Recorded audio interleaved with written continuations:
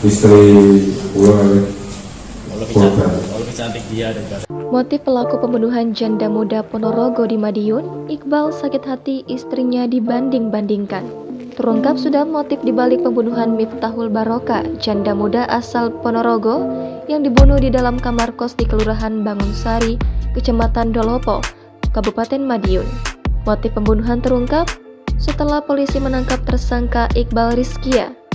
Pria 28 tahun tersebut merupakan seorang kuli bangunan asal Klaten yang sudah beristri dan memiliki satu anak.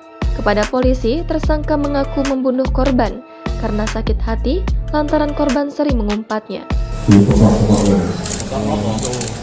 Sebenarnya dia ini curhat soal dia mau kerja di luar negeri, minta saran atau sini. Saya kan cuma ikut aja lagi mau itu ya terus sama gitu kalau aku kali nonton dibanding istri gua korban. Cantik dia daripada istrimu. Hubunganmu apa sama korban itu?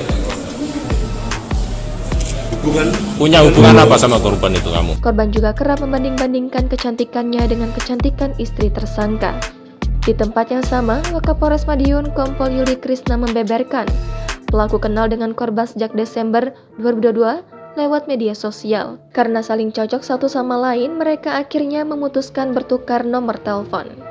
Pada awalnya korban dan pelaku berkenalan melalui media sosial pada akhir tahun 2022, kemudian keduanya saling bertukar kontak.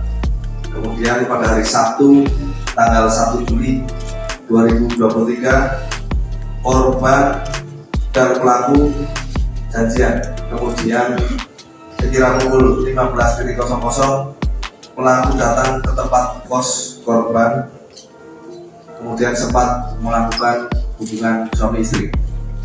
Dirinya juga menambahkan niat jahat tersangka untuk menguasai harta benda korban muncul pada Minggu 2 Juli sekitar pukul 10.00 waktu Indonesia Barat.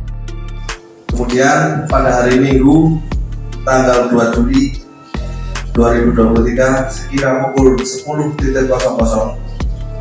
pelaku melihat isi dompet korban berisi uang pecahan 100.000 dalam jumlah banyak. Di situ muncul niatan korban untuk menguasainya.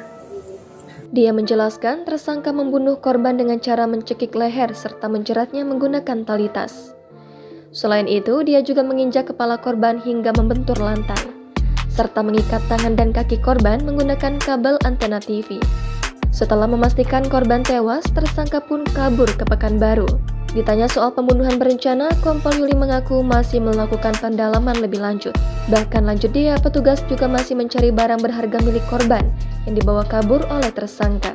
Atas tindak kejahatannya, tersangka disangkakan pasal 338 tentang pembunuhan dan pasal 365 ayat 3 tentang pencurian dengan kekerasan hingga mengakibatkan korban meninggal. Barang bukti yang berhasil diamankan seutas kabel antena, 1 buah potong tali tas lempang warna pink, 1 buah handuk, 1 buah kacamata kondisi rusak, 1 potong celana jeans pendek warna biru, 1 buah tank top warna abu-abu, 1 buah bra warna biru, dan 1 buah celana dalam warna biru. Jangan lupa subscribe, share, komen, dan like ya!